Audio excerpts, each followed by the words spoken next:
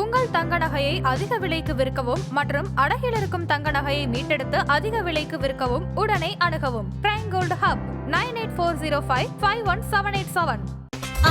No compromise. உங்க சைடுலயும் எங்க சைடுலயும். It's a GT promise.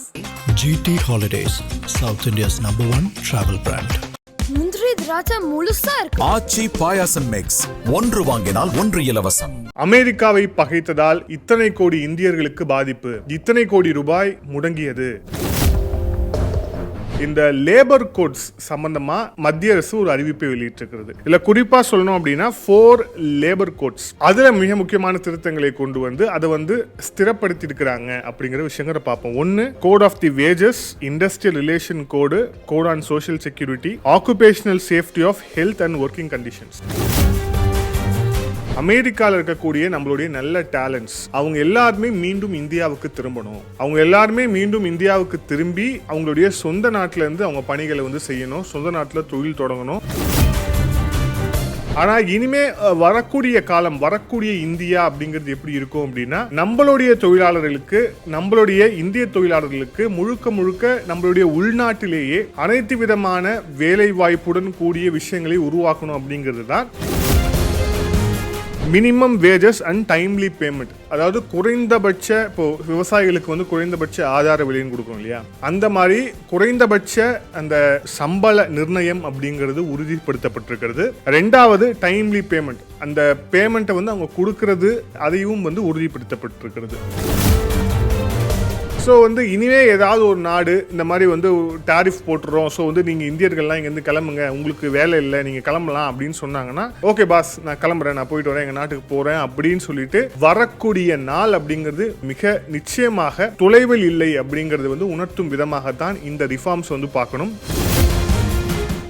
Author நேயர்களுக்கு அன்பு வணக்கம். ஒரு சில செய்திகளை நம்ம பார்த்துருப்போம், குறிப்பா ஹெட்லைன்ஸ்ல வந்து வரக்கூடிய செய்திகளாக அது இருந்தது கடந்த காலங்களில். அமெரிக்காவை பகைத்ததால் இத்தனை கோடி இந்தியர்களுக்கு பாதிப்பு, இத்தனை கோடி ரூபாய் முடங்கியது. திருப்பூர்ல வந்து இவ்வளவு தொழிலாளர்கள் பாதிப்பு, திருப்பூர்ல இவ்வளவு ஸ்டாக்ஸ் வந்து பேலன்ஸ் ஆயிடுச்சு, அது வந்து தேங்கி இருக்கிறது, ஸோ இத்தனை கோடி இழப்பு உள்ளிட்ட பல்வேறு செய்திகளை நம்ம வந்து தொடர்ச்சியா பார்த்துருப்போம். குறிப்பாக இந்த அமெரிக்காவுடைய அதிபர் டொனால்ட் ட்ரம்ப் அவர் கொண்டு வந்த அந்த டாரிஃப் வாருக்கு பிறகு தொடர்ச்சியாக இந்த மாதிரியான செய்திகள் பார்த்துக்கிட்டே இருந்தோம். ஆனாலும் கூட IMF உள்ளிட்ட நிறுவனங்கள் அவங்களுடைய கணிப்பின்படி 2028 உலகின் 3வது மிகப்பெரிய பொருளாதாரமாக இந்தியா இருக்கும்னு அவங்க வந்து கணிச்சிருக்கிறாங்க. அது நடக்கவும் போகுது. இப்போ அது நடக்கணும் அப்படின்னா அது வந்து இன்னும் சீரான நேரத்தில் வந்து சீரான தன்மையில் அது போகணும் அப்படின்னா நம்ம ஒரு சில ரிஃபார்ம்ஸ் வந்து நம்ம எடுக்க வேண்டிய ஒரு கட்டாயம் அப்படிங்கிறது ஏற்பட்டிருக்கு. இனிமே தேசிய அளவில் நம்ம வரக்கூடிய செய்திகள், நடக்க போகிற ரிஃபார்ம்ஸ், இது எல்லாத்தையுமே நம்ம ஜியோ பொலிட்டிக்கலாக தான் கனெக்ட் பண்ணி பார்க்க வேண்டிய அவசியம், கட்டாயம் அப்படிங்கிறது இருக்கு. ஏன் அப்படின்னா, உள்ளூர்ல இருக்கக்கூடிய அரசியல் ஒரு நகர்வு, ஒரு MLA அங்க போறாரு, அரசு இந்த திட்டத்தை கொண்டு வருது, இந்த தொகை கொடுக்கறாங்க உள்ளிட்ட எல்லா விஷயங்களுக்கும் எப்படி வந்து ஒரு அரசியல் காரணம் இருக்கிறதோ அதே மாதிரி ஒட்டுமொத்த இந்தியாவுக்கும் அமல்படுத்த போற சட்டங்களாக இருந்தாலும் சரி, ஒரு சில திட்டங்களாக இருந்தாலும் சரி, அனைத்திற்கும் பின்னாடி இந்த சர்வதேச அரசியல் அப்படிங்கிறது இருக்கு. முதல் விஷயம். ரெண்டாவது பாருங்க, நம்ம நாடு இப்போ ஒட்டுமொத்தமாக இருக்கக்கூடிய நம்மளுடைய பாப்புலேஷன் அப்படிங்கிறது மிகப்பெரிய ஒரு ஸ்ட்ராங் ஜோன் அப்படிங்கிறது நமக்கு இந்தியாவுக்கு. அதுவும் குறிப்பா நம்மளுடைய லேபர் ஃபோர்ஸ் அப்படிங்கிறது மிக முக்கியமான அளவுல தாக்கத்தை ஏற்படுத்தக்கூடிய ஒரு விஷயமாக இருக்கிறது இந்திய பொருளாதாரத்தில். இன்னும் சொல்ல போனா நம்மளுடைய இந்திய தொழிலாளர்களை வைத்து பல சர்வதேச நாடுகள் அவங்களுடைய பொருளாதாரத்தையும் வந்து ஸ்திரத்தன்மையோடு கொண்டு வந்திருக்காங்க அப்படிங்கிறதுக்கான ஏகப்பட்ட சான்றுகள் அப்படிங்கிறது இப்பவும் இருக்கு, இன்னும் பல இடங்கள்ல இருக்கு. ஆனா இனிமே வரக்கூடிய காலம், வரக்கூடிய இந்தியா அப்படிங்கிறது எப்படி இருக்கும் அப்படின்னா, நம்மளுடைய தொழிலாளர்களுக்கு, நம்மளுடைய இந்திய தொழிலாளர்களுக்கு முழுக்க முழுக்க நம்மளுடைய உள்நாட்டிலேயே அனைத்து விதமான வேலை வாய்ப்புடன் கூடிய விஷயங்களை உருவாக்கணும் அப்படிங்கிறது தான் மாநில அரசுகள், மத்திய அரசு எல்லாத்துடைய அந்த ஒரு நிலையான ஒரு ஸ்கீமா, நிலையான ஒரு பாலிசியா வந்து போயிட்டு இருக்கு. இதை சொல்றதுக்கான மிக முக்கியமான காரணம் என்ன அப்படின்னா, ரொம்ப ரீசெண்டா நம்ம வந்து பார்த்திருப்போம், இந்த லேபர் கோட்ஸ் சம்பந்தமா மத்திய அரசு ஒரு அறிவிப்பை வெளியிட்டிருக்கிறது. அந்த அறிவிப்புக்கு பின்னணியில் இருக்கக்கூடிய விஷயங்கள் என்ன, ஃபர்ஸ்ட் அந்த அறிவிப்புல என்ன இருக்குன்னு பார்த்துட்டு அப்புறம் இதோடைய தாக்கம் சர்வதேச அளவில் எப்படி இருக்கும் அப்படிங்கிற விஷயத்த மிக முக்கியமான ஒரு விஷயமா அதில் நம்ம பார்ப்போம். இல்லை குறிப்பா சொல்லணும் அப்படின்னா 4 லேபர் கோட்ஸ், அதுல மிக முக்கியமான திருத்தங்களை கொண்டு வந்து அதை வந்து ஸ்திரப்படுத்தி இருக்கிறாங்க அப்படிங்கிற விஷயங்களை பார்ப்போம். ஒன்னு code of the wages, industrial relation code, code on social security,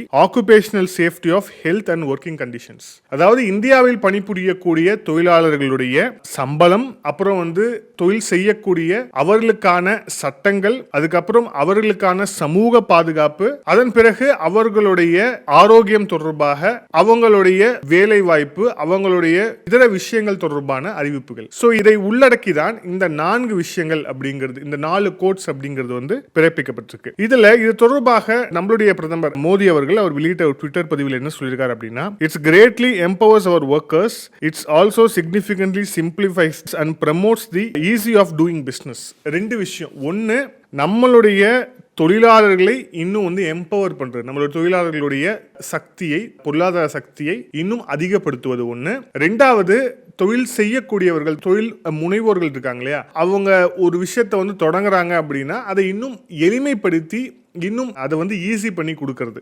அந்த 2 விஷயம் தான் இதோட நோக்கம்னு சொல்லியிருக்கிறாங்க. இந்த 2மே மிகவும் முக்கியமானது. ஏன் அப்படின்னா இந்த 2 விஷயங்கள் ஒழுங்கா இல்லாததால தான் நம்மளுடைய நல்ல நல்ல டேலண்ட்ஸ் எல்லாமே அவங்க எல்லாமே வெளிநாட்டுக்கு போய் பணிபுரியக்கூடிய ஒரு கட்டாயம் அப்படிங்கிறது ஏற்பட்டிருக்கு. அதுவும் குறிப்பா இப்போ என்னோட எக்ஸாம்பிள் இருந்து எடுத்துக்கிட்டோம்னா, நான் பொறியியல் மாணவராக நான் படித்த போது என்னோடு படித்த சக மாணவர்கள், அவங்க எல்லாமே பிரைட் ஸ்டூடெண்ட்ஸ், அவங்க எல்லாம் கிட்டத்தட்ட ஒரு 11 பேருக்கு மேல அவங்க எல்லாருமே வெளிநாடுகளில் வந்து பணிபுரிஞ்சிட்டு இருக்காங்க. ஜெர்மன், யூகே அப்படின்னு சொல்லிட்டு பல, அமெரிக்கா, பல இடங்கள்ல வந்து அவங்க வந்து பணிபுரிஞ்சிட்டு இருக்காங்க. நல்ல திறமைசாலிகள். அவர்களுக்கான வாய்ப்பு அப்படிங்கிறது வந்து இங்க இல்ல அப்படிங்கிறது ஒரு காரணம். 2வது, உயர்கல்வி படிச்சுட்டு அவங்க அப்படியே அங்க வந்து போனாங்க. சோ இது ஒரு விஷயம். சோ இந்த மாதிரி பல எக்ஸாம்பிள்ஸ் வந்து இங்க இருக்கு. ஒன்னு, அவங்களுக்கான தொழில் முனைவோராக மாறுவதற்கான ஒரு சூழல் வந்து இங்க இல்லாம இருந்தது. அதே மாதிரி இங்க பணிபுரியக்கூடியவர்களுக்கு அவங்களுடைய அந்த லேபர் ஃபோர்ஸுக்கு நம்ம உரிய மரியாதை கொடுக்காததும் அவங்க வந்து வெளிநாடுகளுக்கு போய் வேலை செய்வதற்கான ஒரு முக்கியமான காரணமாக இருக்குது. குறிப்பாக இந்த அரபு நாடுகள்ல நம்மளுடைய தொழிலாளர்கள் போய் படக்கூடிய அந்த கஷ்டம் அப்படிங்கிறது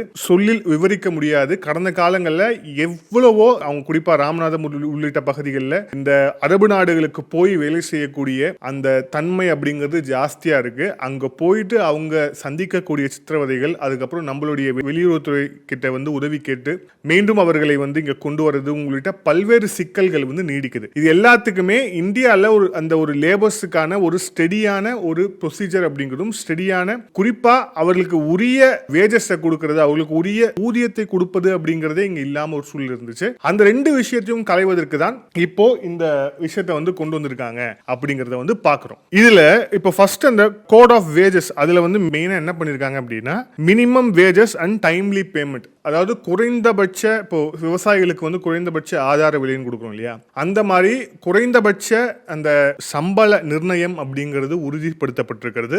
2வது, டைம்லி பேமெண்ட், அந்த பேமெண்ட்டை வந்து அவங்க கொடுக்கறது அப்படிங்கிறது அதையும் வந்து உறுதிப்படுத்தப்பட்டிருக்கிறது. ஏன் அப்படின்னா லேட் பேமெண்ட் அப்படிங்கிறதும் மிக முக்கியமான ஒரு சிக்கலாக நம்மளுடைய தொழிலாளர்கள் வந்து சந்திச்சுட்டு வராங்க. அதுக்கு அடுத்தபடி பார்த்தோம்னா இண்டஸ்ட்ரியல் ரிலேஷன் கோட் 2020, அதுல என்ன மாதிரியான விஷயங்களை வந்து இங்க வலியுறுத்தப்பட்டிருக்கு அப்படின்னா, the loss of trade unions, standing orders, அப்புறம் வந்து லே ஆஃப்ஸ், க்ளோஷர்ஸ். அதாவது ஒரு நிறுவனத்தை தொடங்குறாங்க அப்படின்னா அந்த நிறுவனத்துடைய தொழிற்சங்கம், அதற்கான விதிமுறைகள் அப்படிங்கிறது, அதுக்கப்புறம் வந்து அங்க வந்து பணி நீக்கம் உள்ளிட்ட விஷயங்கள் இருக்கக்கூடிய ப்ரொசீஜர்ஸ். ஸோ இது எல்லாத்தையுமே வந்து மாற்றி அமைச்சிருக்கிறாங்க அப்படிங்கிற அந்த ஒரு விஷயத்தை பார்க்கிறோம். 3வது, த கோட் ஆன் சோஷியல் செக்யூரிட்டி 2020. 3வது, த கோட் ஆன் சோஷியல் செக்யூரிட்டி, அதாவது சமூக பாதுகாப்பு அப்படிங்கிறது. ஒரு தொழிலாளர் ஒரு இடத்துல வேலை செய்யறாரு அப்படின்னா அவருக்கான குறைந்தபட்ச பாதுகாப்பு அப்படிங்கிறது வழங்கணும் அப்படிங்கிறது ஒண்ணு. அதுக்கப்புறம் அவருடைய ஆரோக்கியம், ஹெல்த், சேஃப்டி, அப்புறம் ஒர்க் கண்டிஷன் நார்ம்ஸ். ஒரு இடத்துல அந்த தொழிலாளர் வேலை செய்யறாருன்னா அவருக்கான ஒரு சூழ்நிலையை அங்க உருவாக்குவது, அவருக்கான அந்த செக்யூரிட்டியை வந்து அங்க வந்து என்ஷோர் பண்றது அப்படின்ற விஷயத்தையும் இது வந்து வலியுறுத்துது. ஸோ இதுக்கு முன்னாடி இந்தியன் லேபர் லா வந்து கிட்டத்தட்ட 29 லா இருந்துச்சு. அந்த 29 லாவையும் 4 வந்து குறைச்சிருக்கிறாங்க. அதாவது இப்போ கிட்டத்தட்ட இது வந்து எதோட ஒப்பிடலாம் அப்படின்னா ஜிஎஸ்டியோட ஒப்பிடலாம். ஜிஎஸ்டிக்கு முன்பாக எத்தனை விதமான டாக்ஸஸ் வந்து இங்க இருந்துச்சு, அந்த டாக்ஸஸ் எல்லாத்தையுமே ஜிஎஸ்டி, சிஜிஎஸ்டி, ஐஜிஎஸ்டி அப்படிங்கிற அந்த ஜிஎஸ்டி அப்படிங்கிறது கீழே அதை வந்து கொண்டு வந்தாங்களோ அதே மாதிரியான ஒரு நடவடிக்கை தான். ஓகே, இப்போ இந்த 4 கோடு கொண்டு வரதால, இந்த 4 கோடை வந்து இம்ப்ளிமெண்ட் பண்றதால என்ன நடக்கும் அப்படிங்கறத பார்ப்போம். முதல் விஷயம் மினிமம் வேஜஸ், அப்புறம் வந்து நேரத்திற்கு ஊதியம் கிடைப்பது, அதுக்கப்புறம் வந்து குறைந்தபட்ச ஊதியம் அப்படிங்கிறது உறுதி செய்யப்படும். எந்த ஒரு எம்ப்ளாய் எடுத்தாலும் அவருக்கு இந்த உரிய முறையில் அந்த அப்பாயின்மெண்ட் ஆர்டர் அப்படிங்கிறது அவருக்கு வந்து வழங்கப்படணும். குறிப்பா அவர் வந்து புதுசா வேலைக்கு சேர்றாரு, அவரு வந்து இப்பதான் வந்து தொடங்குறாருனாலும் கூட அவருக்கான அந்த பணி நியமன ஆணை அப்படிங்கிறது இங்க வந்து கட்டாயமாக்கப்பட்டிருக்கிறது. மூன்றாவது equal pay and respect for women. பெண் தொழிலாளர்கள் அவர்களுக்கும் ஆண் தொழிலாளருக்கும் இணையான ஊதியம் அப்படிங்கிறது வந்து இங்க வந்து உறுதி செய்யப்பட்டிருக்கிறது அப்படிங்கிறது பார்க்கிறோம். நான்காவது கிட்டத்தட்ட 40 கோடி தொழிலாளர்கள் வந்து இருக்கிறாங்க இல்லையா, அவங்களுக்கான அந்த சமூக பாதுகாப்பும் இந்த கரெக்ஷன்ஸ் மூலியமா வந்து உறுதிப்படுத்தப்பட்டிருக்கிறது. அதுக்கப்புறம் ஃபிக்ஸ்டு கிராஜுவிட்டி அப்படிங்கிறதும் இங்க வந்து உறுதி செய்யப்பட்டிருக்கிறது. அதன் பிறகு double wages for over time. இது இருக்கக்கூடிய பல நிறுவனங்கள்ல நடப்பதே கிடையாது. அதுவும் குறிப்பா இந்த மாத இறுதி நாட்கள்ல அவங்க கொடுக்கக்கூடிய டாஸ்க், அதுக்கப்புறம் வந்து திடீர்னு ஏற்படக்கூடிய ரெக்குவயர்மெண்ட்ஸ், இது எல்லாமே ஜாஸ்தியாக என்ன நடக்கும் அப்படின்னா அவங்க எல்லாமே வந்து ஓவர் டைமா வேலை செய்வாங்க. ஆனா அதுக்கான சன்மானம் அப்படிங்கிறது மிக நிச்சயமாக வந்து கிடைக்கப்படாது. ஆனா இப்போ இங்க என்ன சொல்லியிருக்காங்கன்னா ஓவர் டைம் அவங்க அந்த தொழிலாளர்கள் பண்றாரு அப்படின்னா அவருக்கு வந்து டபுள் வேஜஸ் அப்படிங்கிறது தரப்படணும் அப்படிங்கறத வந்து இங்க வந்து வலியுறுத்தப்பட்டிருக்கிறது. 100% ஹெல்த் செக்யூரிட்டி ஃபார் ஒர்க்கர்ஸ். குறிப்பா வந்து என்ன சொல்றாங்கன்னா இந்த ஆபத்தான ஒரு பணியில வந்து இருக்கிறவங்க, குறிப்பாக இந்த துப்புரவு பணியாளர்கள் சொல்லலாம், அதே மாதிரி நிறுவனங்கள்ல ரொம்ப காம்ப்ளிகேட்டடான மிஷின்ஸ்ல வந்து ஆப்ரேட் பண்றவங்க, வெல்டிங் உள்ளிட்ட பல்வேறு விஷயங்கள் இருக்கு இல்லையா, அதில் எல்லாத்தையுமே அவங்களுடைய அந்த ஹெல்த் அப்படிங்கிறது வந்து 100% பாதுகாக்கப்படணும் அப்படிங்கிறதுக்கான ஒரு விஷயமும் இருக்கு. இது எல்லாமே இந்த இம்ப்ளிமெண்டேஷன்ஸ் மூலியமா வந்து நடக்கக்கூடிய ஒரு விஷயமாக இருக்கிறது. ஓகே, இப்போ இந்த சட்டத்திட்டங்களை வந்து மாற்றுறாங்க, இதை வந்து கொண்டு வராங்க, இதை அமல்படுத்துறாங்க அப்படின்னா உண்மையிலே அந்த ஸ்டாண்டர்ட் வந்து ஜாஸ்தியாகும் தான். ஆனால் இதை வந்து ஒழுங்கா அமலாகுதா அப்படிங்கிறது எப்படி பார்க்கறது அப்படின்னா அதற்கும் இதில் வந்து ஒரு ரோட் மேப் மாதிரி கொடுத்துருக்காங்க. மினிஸ்ட்ரி, குறிப்பாக மத்திய அமைச்சகம் வந்து இதோடைய மந்த்லி ப்ராக்ரஸ், அதாவது ஸ்டேட் வைஸா இதை இம்ப்ளிமெண்டேஷன்ல இருக்கக்கூடிய பிரச்சனைகள், அதுக்கப்புறம் இது எப்படி இம்ப்ளிமெண்ட் ஆயிருக்கு உள்ளிட்ட விஷயங்களை வந்து மந்த்லி ப்ராக்ரஸ் வந்து அவங்க வந்து எடுக்க போறாங்க. இதுக்குன்னு இதை வந்து முழுக்க இந்த அமல்படுத்துறத டிஜிட்டலா கண்காணிக்கிறதுக்கும் ஒரு கட்டமைப்பு வந்து இங்க உருவாக்கப்பட்டிருக்கு. அதன் மூலியமாக இது எப்படி அமலாகுது, இது அமலாக இருக்கக்கூடிய பிரச்சனைகள் என்ன, அதே மாதிரி இது அமலாகிவிட்ட பிறகு என்ன மாதிரியான ஒரு அங்க மாற்றங்கள் அங்க வந்து நிகழுது அப்படிங்கிற அந்த விஷயத்தையும் கணக்கிடுவதற்கான மிக முக்கியமான ஒரு விஷயம் வந்து ஏற்பட்டிருக்கிறது. ஓகே, இதுல இந்த அமெரிக்காவுக்கும் இந்தியாவுக்கும் இடையில இந்த டாரிஃப் சம்பந்தமான இந்த விஷயம் நடந்தப்போ ஒரு கேம்பெயின் வந்து இணையதளத்தில் வந்து ரொம்ப தீவிரமா ஆச்சு. அது என்ன அப்படின்னா அமெரிக்காவில் இருக்கக்கூடிய நம்மளுடைய நல்ல டேலண்ட் வந்து அமெரிக்காவில் சர்வதேச நாடு எல்லாருமே இருக்கிறாங்க.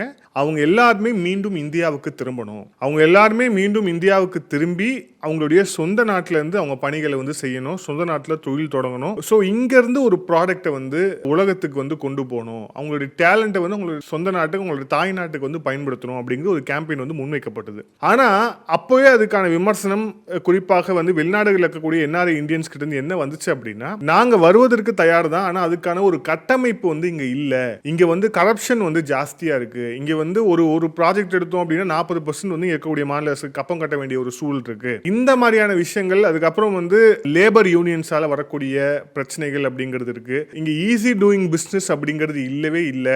அதே மாதிரி டேலண்ட் உள்ளிட்ட பல்வேறு விஷயங்கள்ல இங்க வந்து மிகப்பெரிய ஒரு சிக்கலை சந்திக்க வேண்டி இருக்கு அப்படிங்கிறது தான் அவங்க கிட்ட இருந்து வர விமர்சனமாக இருந்தது. ஸோ இப்போ மத்திய அரசு கொண்டு வந்திருக்கக்கூடிய இந்த 4 லேபர் கோட்ஸ் அப்படிங்கிறது அவர்களுடைய அந்த கன்சர்ன்ஸ்ல, அவங்களுடைய அந்த விமர்சனங்களை வந்து ஏற்றுக்கொண்டு அதுல இருந்து நம்ம ஒரு படி முன்னாடி போயிருக்கிறோம். இது வந்து ஒரு பெரிய படி, இது வந்து மிகப்பெரிய ஒரு புரட்சி அப்படின்லாம் சொல்றதுக்கு வந்து இல்லை.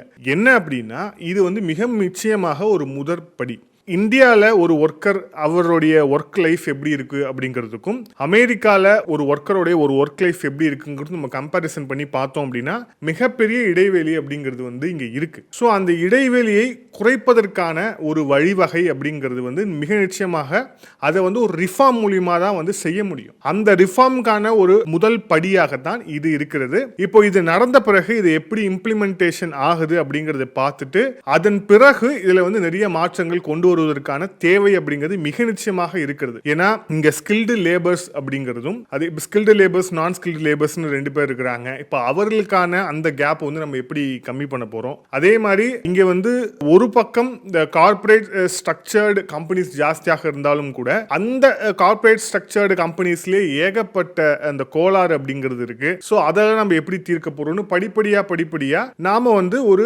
திறமான வளர்ச்சியை நோக்கி தான் செல்லணும் அப்படிங்கிறதுக்கான ஒரு முதற்படியா தான் வந்து இதை வந்து பார்க்க முடியும். ஸோ வந்து இனிமே ஏதாவது ஒரு நாடு இந்த மாதிரி வந்து டாரிஃப் போட்டுறோம், ஸோ வந்து நீங்க இந்தியர்கள்லாம் இங்க இருந்து கிளம்புங்க, உங்களுக்கு வேலை இல்லை, நீங்க கிளம்பலாம் அப்படின்னு சொன்னாங்கன்னா ஓகே பாஸ் நான் கிளம்புறேன், நான் போயிட்டு வரேன், எங்க நாட்டுக்கு போறேன் அப்படின்னு சொல்லிட்டு வரக்கூடிய நாள் அப்படிங்கிறது மிக நிச்சயமாக தொலைவில் இல்லை அப்படிங்கிறது வந்து உணர்த்தும் விதமாகத்தான் இந்த ரிஃபார்ம்ஸ் வந்து பார்க்கணும். இன்னும் அதிகப்படியான ரிஃபார்ம்ஸ் அப்படிங்கிறது இங்கே வந்து தேவைப்படுது. குறிப்பாக நம்மளுடைய ரிசர்ச் ஃபீல்டில் நம்மளுடைய கான்ட்ரிபியூஷன் அப்படிங்கிறதும் நம்மளுடைய முதலீடு அப்படிங்கிறதும் ரொம்ப கம்மியா இருக்கு. குறிப்பாக அமெரிக்கா உள்ளிட்ட நாடுகளில் கம்பேர் பண்ணும்போது அவங்களாம் அந்த இதில் வந்து எங்கேயோ ஒரு இடத்துல இருக்கிறாங்க. ஸோ அந்த கேப்பையும் ஃபில் பண்ணணும். இனிமே ஐஐடி ஐஎம்ல படிக்கக்கூடிய ஒரு மாணவர் கூட இந்தியாவை விட்டு வெளியே போகாம இந்தியாவுக்குள்ளேயே தொழில் தொடங்கக்கூடிய ஒரு ஆப்பர்ச்சுனிட்டி நம்ம எப்போ உருவாக்குறோமோ அப்பதான் இப்போ நமக்கு இருக்கக்கூடிய அந்த லேபர் ஃபோர்ஸ் அப்போ நம்மளோட டேலண்ட்டை வச்சு நம்ம 3வது பொருளாதாரமாக வந்திருக்கிறோம். இதை முதலிடத்துக்கு கொண்டு வரணும் அப்படிங்கிற அந்த ஏக்கம் அப்படிங்கிறது எல்லா இந்தியர்களுக்கும் இருக்கிறது. ஆனா அதுக்கான வழிவகை செய்ய வேண்டியதும் அதற்கான